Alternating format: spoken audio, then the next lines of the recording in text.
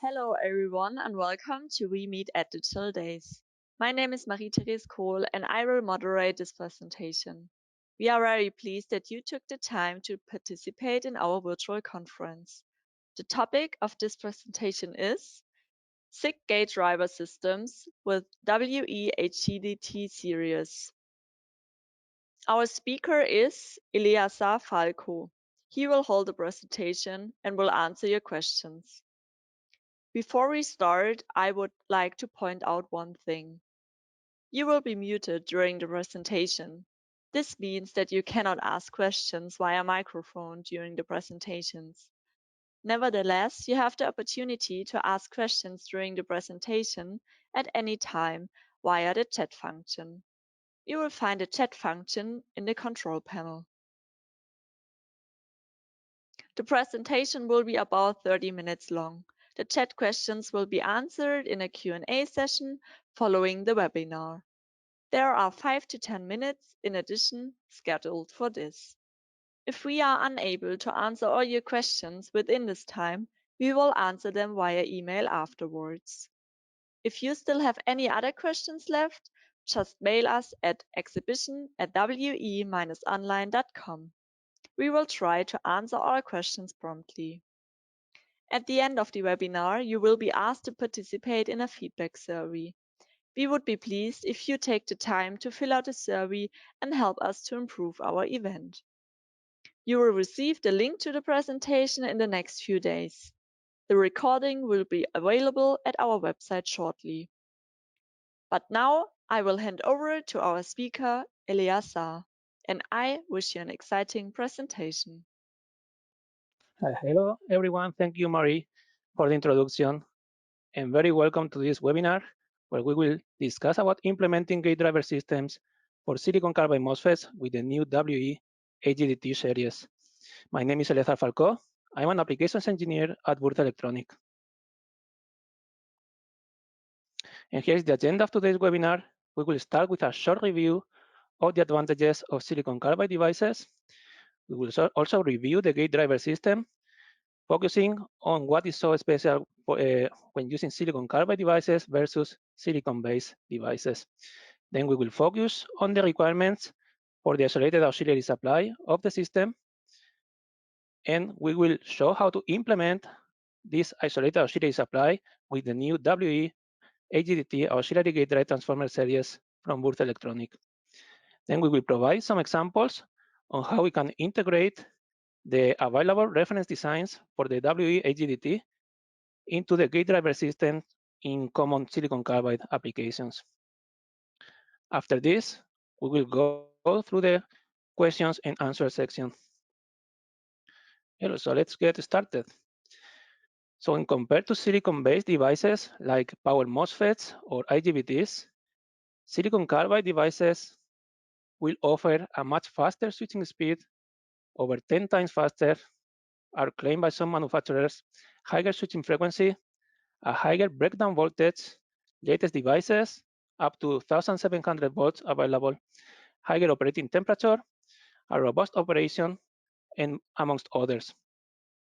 This will translate in some advantages in our power electronic application, helping us to achieve higher efficiency, smaller solution size, lower system cost, and higher output power and operating voltage, so higher power density in reality, amongst other advantages. However, this will bring some challenges to the gate driver system as well.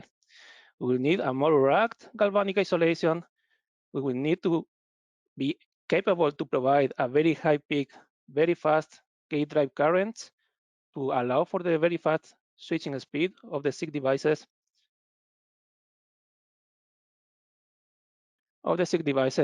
We will also need to deal with gate voltage ringing with spurious turn-on, parasitic turn-on events, like for example, those caused by Miller effect we will see later on, and also deal with control signal distortions, amongst others. But before we go into the details, here is just an overview of the main application areas, main trending areas of application where silicon carbide technology is being increasingly adopted. We have e-mobility, electric vehicle powertrain, onboard and offboard chargers, have solar inverters, industrial drives, data center power, and general switch mode power supplies and power factor correction stages. So let's review now the gate driver system for silicon carbide devices. Now here we can see a typical gate drive system. This is not specific only for silicon carbide devices. This is also used for IGBTs, silicon-based devices, and power MOSFETs. We have the gate driver IC and an isolated auxiliary supply, which will provide the optimal gate drive voltage levels to the silicon carbide device for turn on plus VDD and for turn off minus VDD. The gate driver IC receives the control signal from the controller on the low voltage side. This control signal is passed through the isolation barrier to a logic driver typically, which controls the output totem pole push-pull stage, which basically connects the auxiliary voltages output of the auxiliary supply to the gate terminal of the SiC MOSFET for switch on and switch off. Here is an example of the implementation for a bipolar auxiliary supply, but here we provide also as a reference on the left, we can see the connection diagram for when we are using an isolated auxiliary supply with unipolar output, because there are some silicon carbide devices which still the manufacturer recommend a unipolar output for reference. Well, we are shortly familiar with this configuration. This is a half bridge configuration, 2 silicon carbide devices, each of them with its own auxiliary supply and gate driver system. Now, this is a building block of many power electronic converters like synchronous, DC-DC, buck, and boost converters, as well as single phase to multi-phase inverters. And we can see here a simplified 3-phase DC-AC inverter power stage to drive AC motors, for example. And this is built with 3 half-bridge stages parallel, as we can see here. Now, what is so special about this half-bridge is as the 2 switches switch synchronously, a square waveform is generated on the switch node in between them. And on the switching transitions, there is a very high dB by dt appearing on the switch node. Now, if we are using silicon devices, the dB by dt will be much lower than if we are using silicon carbide devices. And this is going to present quite a tough challenge for the gate drive system. What we can see here is the frequency spectrum of this square waveform, which appears on the switch node, in this case, 100 kilohertz. And we compare the results for 2 different dB by dt on the rising edge of this square waveform. In blue, we see the result for 10 volt per nanosecond, and in red, we can see the results for 100 volt per nanosecond. 10 times faster switching speed, like for silicon carbide we have mentioned before. We can observe that for higher dB by dt, we have more energy in the high frequency harmonics. This is depending on the rise time, and the consequences for this will be a much easier parasitic, capacitive, and inductive coupling in our circuit, as well as ringing caused by exciting the parasitic LC resonances, which we might have in the layout, we might have in the component packages, and now we are exciting these LC resonances with more energy. Another thing that we can also take from here is the frequency range where we are getting the higher energy, or the harmonic with the higher energy. We can see it goes from around 30 megahertz to over 1 gigahertz. This is familiar to us because this is a very common frequency range for EMC radiated emissions. So we might expect already in advance to have some trouble there. But it will also cause some trouble for signal integrity, as we will see next. Now let's see now some of the most important requirements for the isolated auxiliary supply of the system. Now when we are about to select the auxiliary supply or to design it, there are quite a few questions which will pop into our minds. So what are the requirements for the isolation in the transformer? Which topology to use? When to use a unipolar or a bipolar gate drive voltage? And which gate drive voltage levels? Also, how much gate drive power do we need? Which considerations for the layout? So we are going to try to answer some of these questions here.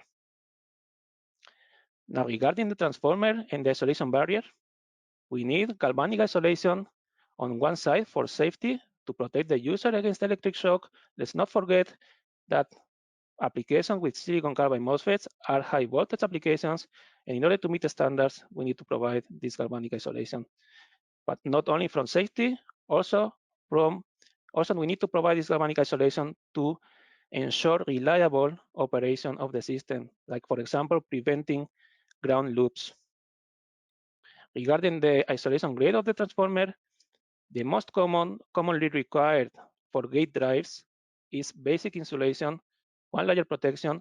In some special cases, reinforced insulation is requested, for example, for offline application or application with human-machine interface, and also when customers they want extended reliability, they normally also ask for reinforced insulation. But normally, basic insulation is the most common for gate drives. With topologies, the most common topologies is the primary side regulated flyback converter, a push-pull converter, and also the half-bridge converter, amongst others. Now, what is important to consider regarding the transformer is to minimize the resistance, the winding resistance, both DC and AC, minimize leakage inductance, and minimize core losses to achieve higher efficiency. This is always important, but in the case of silicon carbide gate driver systems, the most critical is to minimize the interwinding capacitance. Now we see this is the parasitic capacitance across the isolation barrier, and it is the parasitic capacitance between the primary side and the secondary side. The lower this parasitic capacitance is for a set dB by dt, the lower will be the displacement current through the isolation barrier. We are going to see next how this is so critical, or why this is so critical for silicon carbide MOSFET applications. Now, what we see here, again, this is the half-bridge configuration. Now, when the high side switch switches on, as we have seen, a very high dB by dt rising is going to appear on the switch node. Now we have replaced here the gate driver and the auxiliary supply and the transformer by their equivalent parasitic capacitance across the isolation barrier. If we use an isolated auxiliary supply with unipolar output, for example, we know that the isolated ground is going to be directly connected to the source terminal of the SiC device. And this is connected directly to the switch node. So in reality, we will have a very high dB by dt being applied between the high voltage side isolated ground and the quiet low voltage ground. Now, this is going to drive displacement currents across the parasitic capacitance on the isolation barrier. This is going to cause some issues like distortion of the control signals, and which might lead to a loss of control of the silicon carbide MOSFET device. And as well, this might lead to exceed the common mode ratings of the low voltage of the controllers on the low voltage side as well. And this helps us introduce the concept of CMTI, common mode transient immunity. This is just a measure of the maximum rate of change of voltage, dB by dt, which can be tolerated across the isolation barrier before malfunction of the system occurs. This is typically measured in kilovolt per microsecond or volt per nanosecond. And we see easily that if we reduce the parasitic capacitance across the isolation barrier, this is on the driver side and also the interwinding capacitance of the transformer, then for the same dB by dt applied on the switch node, the displacement currents generated will be lower, and then we can achieve a much higher CMTI. This is an example why it is so critical to minimize the interwinding capacitance. Another example, in this case, in relation to EMI, we can see here, this is an equivalent concept schematic, also in the half bridge, but only the low side switch of the half bridge. Now we have shown here the parasitic capacitances of the silicon carbide MOSFET, the gate source, the gate drain, and the drain source parasitic capacitances.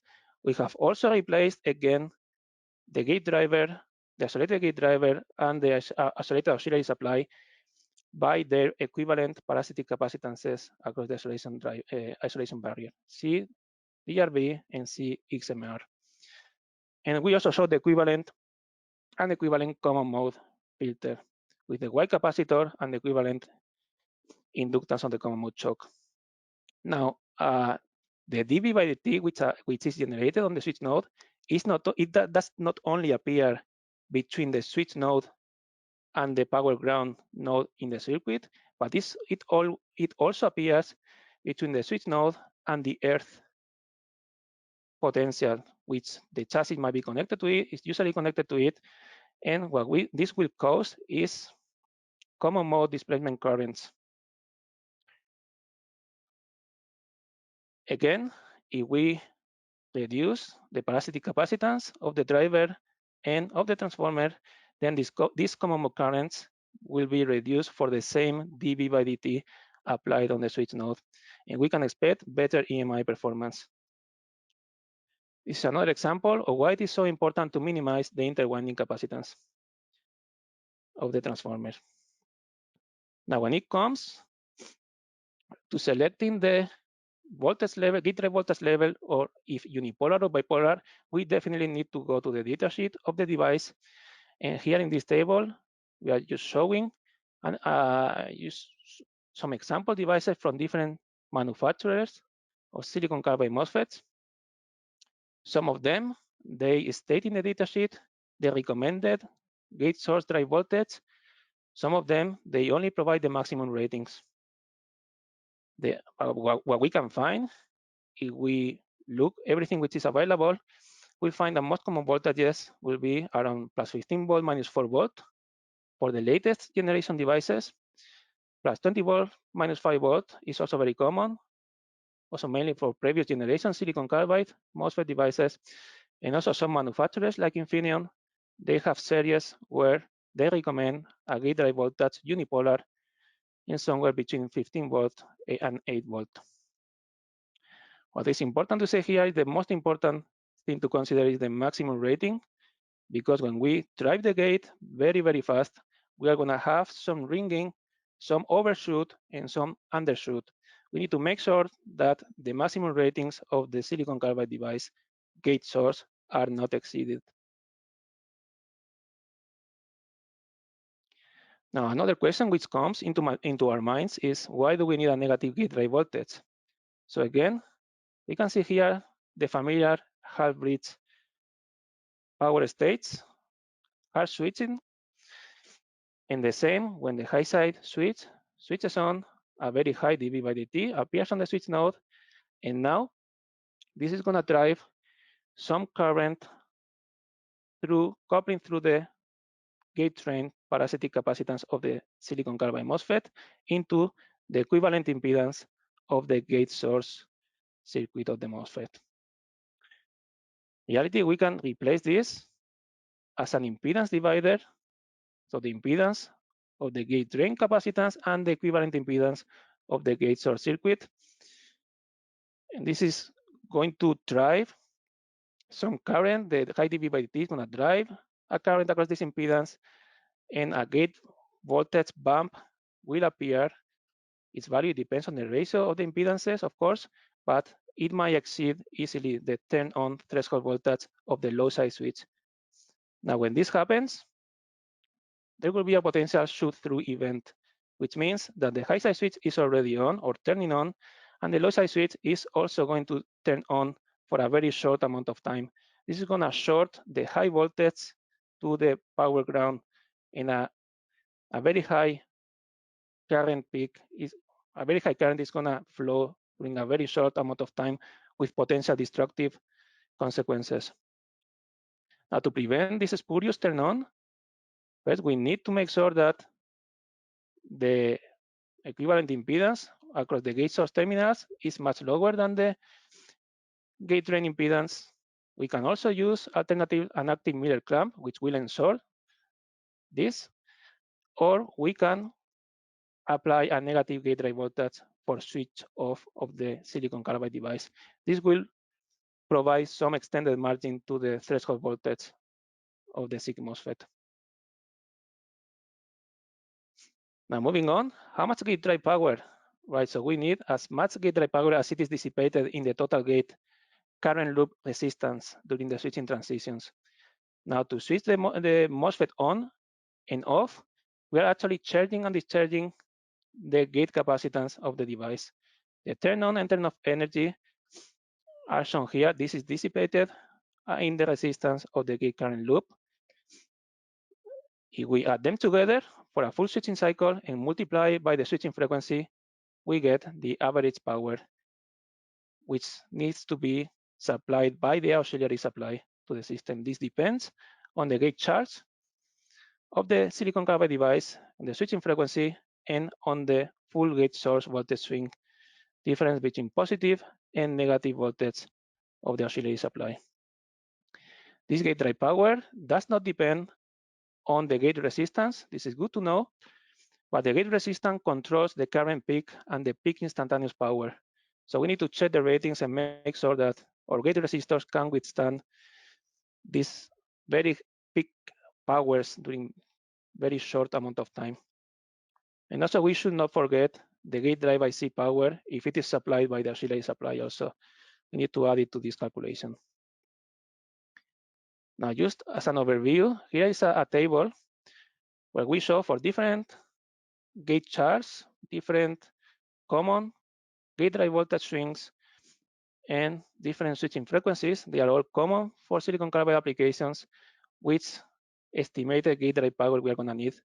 And what we can see is that depending on the application power, mainly operating voltage, we can go from 100 milliwatts to over 6 watts. I have put here up to 6 watts, but in reality, we can go for the highest power applications over 10 watts and even up to 15 watts.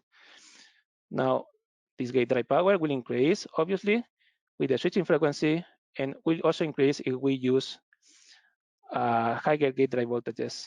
For example, we want to achieve a faster switching speed. Now, let's see now how to implement the isolated auxiliary supply with the new WE-AGDT transformer series. Now, this was introduced already this morning in the passive component presentation. I put it here only as a reference. These are the new WE auxiliary gate drive transformer series from Würth Elektronik. They come in an extremely compact EP7 form factor with very low interwinding capacitance, which will enable a very high CMTI rating. The electric isolation 4 kV, they are SMD, pick and place ready. They meet safety standards, as shown here. They are fully ACQ 200 qualified, and they are optimized for primary side regulated flyback topology up to 6 watts. They come into two versions, one with a unipolar output and other with bipolar output rails. As said, these are optimized for primary side regulated flyback topology. We can see here on the left top an example of this topology with bipolar output voltage rails, and on the bottom with unipolar output voltage rail. Now, there are many advantages of this topology for gate drive for silicon carbide devices. This is small size and low component count.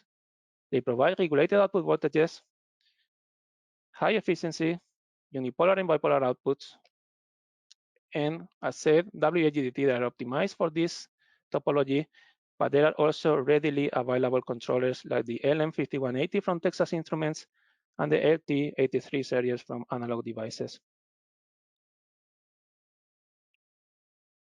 Here, as an overview, the available reference designs for the 6 transformers, which at the moment form the WE-AGDT series. We cover an input voltage from 9 volt to 36 volt, output power up to 6 watts, so 3 watts and up to 5 watts. There's a reference design from Texas Instruments.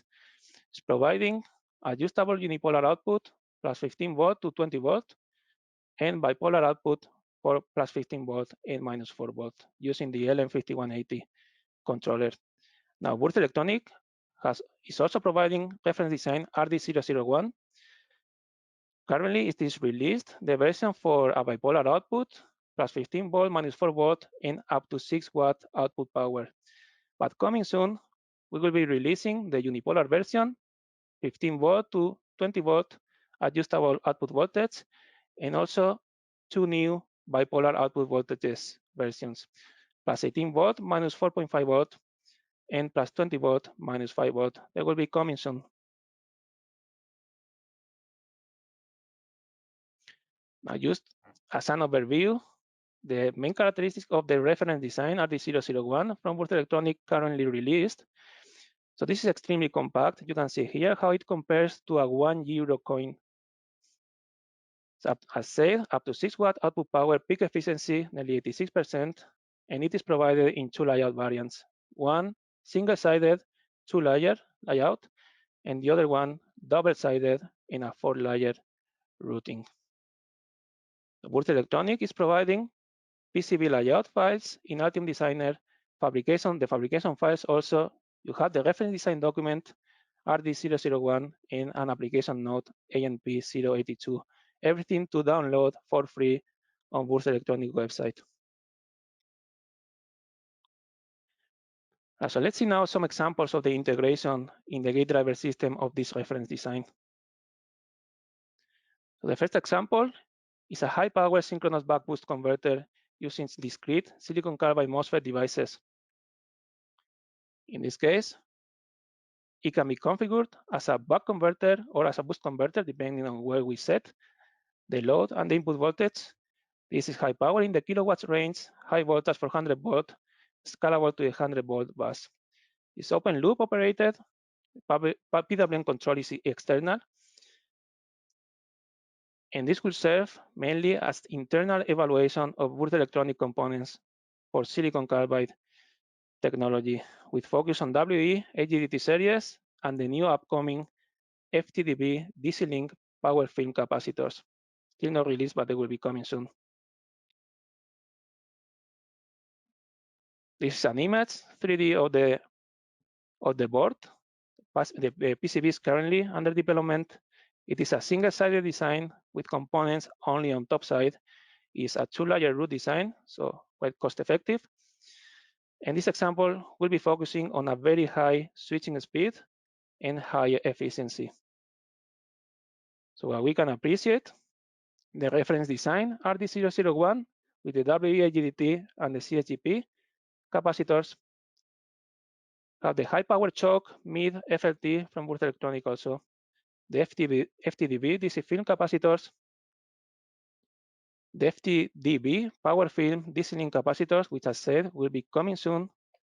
And we cannot forget the CBF ferrite bit series for gate ringing control. Now, this is an example of the auxiliary supply and the gate drive IC and circuit to drive the silicon carbide MOSFET. Here, you can really modify the output stage of the reference design RD001. You can move the capacitors around as you wish. In this case, we have left it as it is, and we have just added additional high-frequency capacitors closer to the silicon carbide device. For switch on, high-frequency capacitors and the turn-on gate resistance, the same for the turn-off, but the ferrite bits on both channels for turn on and turn off, and the pull-down resistor and the external gate source capacitor. When it comes to the layout, auxiliary supply is to be placed very close to the SiC MOSFET device. It is critical to use very low parasitic inductance capacitors like the multi-layer ceramic capacitor CSGP from Würth Elektronik, which we are using here. Also ferrite bit for damping the gate voltage ringing CBF as mentioned, and to provide a gate current loop return plane, in this case on bottom layer, and we allow the AC current to follow the path of least impedance, which in this case will be just underneath the traces. With that, we minimize the turn on and the turn off gate current loop area and the parasitic inductance. Here is another example. This is a gate driver system board for silicon carbide half-bridge power module. In this case, the CAS 325 M12 from Wolfspeed. As we can appreciate, the high side and the low side gate drivers. The reference design RD001, digital isolator, the isolation barrier, the high side and the low side turn on and turn off gate resistors, and also the gate driver IC. In this case, we are using MDC 801 gate driver IC from Mindset. It is still in development. It is an advanced gate driver controller for silicon carbide MOSFETs. The main features is 12 amp source and sink peak current, gate drive strength, 50 nanosecond propagation delay with only 20 nanosecond, pulse width distortion, adjustable drive strength, active Miller clamp, desaturation detection, and quite a lot of advanced safety features. This gate driver IC will be available in the third quarter of next year. If you wish more information, you can contact Mindset directly, sales@mindset.com. And this is an example of how this can be attached directly to the module. There are two layout variants of this gate driver PCB design. This is the layout variant A for side mount and connection, but there is another layout variant where you can directly attach the gate driver PCB directly on top of the silicon carbide power module for a more compact solution. And then you can attach it with screws and bolts. So thank you very much. Before we pass to the questions and answers section, I would like to invite you to a new upcoming webinar, which will be on February 16th next year, 9 a.m. Central Time USA, 4 p.m. Central Time Europe. This will be about designing a SiC MOSFET gate driver system with the new WE-AGDT series. It's similar to this one, but this will be 1 hour live webinar. It will be design oriented, a much more detailed analysis. We will show some experimental results, and we will provide some updates about the new reference designs coming. So thank you very much for your attention, and please type in your questions. We will be very happy to help you. Yes, thank you, Eliasa, for your interesting presentation. As you already mentioned, we would like to turn our attention now to your questions. You can enter them in the chat function, and we will wait a second until some questions will come in. Let's have a look on a first question, Eliasa. Do these transformers meet basic or reinforced insulation? These transformers meet basic insulation for a working voltage of 570 volt RMS, 100 volt peak. Okay, thanks. Let's have a look in the chat window. There's one question. Can this be used? Drive GaN FETs? That's a very good question. So we need to check the gate drive voltage, the gate source voltage that the GaN FETs actually they need. They normally need a lower unipolar voltage where you can apply a bit of negative voltage as well, but it is much lower. It is typically maximum 6 volt.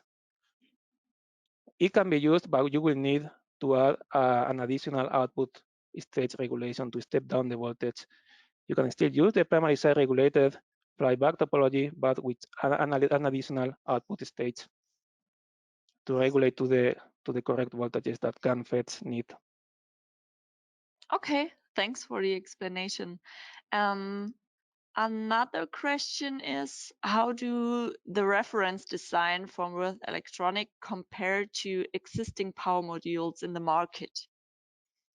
That's a good question. This came as actually the reference design from Würth Elektronik came from a customer request. They were using one of these power modules, open frame power modules currently in the market, but they were not happy with the size. They were not happy with the performance, and they asked us if we could provide something which was smaller size and, if possible, improve performance. I think customers can look at the modules available. Normally for 6 watt, you have open frame modules available, but when you compare the size to the reference design from Würth Elektronik RD001, you want to see that the reference design from Würth Elektronik is much smaller. Also, the efficiency typically is lower from the available power modules, but this can be verified by the customer, directly compared. But we designed this basically in order to optimize the size for a small size solution, high efficiency and simplicity, lower component count also. Okay, thanks. And one last question, Eliasar, is Würth Elektronik planning to sell the reference design board as a module product at some point? Well, at the moment, Würth Elektronik is providing the reference design files. The reason for this is that the customer now has a lot of flexibility to try to optimize the design as they wish. They can modify the design, choose the components they want, choose the layout, change the layout. At the moment, we are providing that. That's a very good question. If in the future this will be sold as a power module, so as a full product or not, I cannot answer that question right now. But if any customer has really interest on this, please get in touch with us, because if there is really demand in the market for this, then this, of course, should be considered in the future. Okay, perfect. Thanks a lot. I would say if there are any questions left, we will answer them via email afterwards. But for now, we are finished with this presentation. Thank you very much for your attention, and I hope you enjoyed our presentation. This was the last presentation for today. The next presentation will be tomorrow morning at 8 a.m. at our third and last day of the digital days. The topic will be antenna matching, small overview of the service and portfolio. So see you tomorrow and have a nice evening. Goodbye.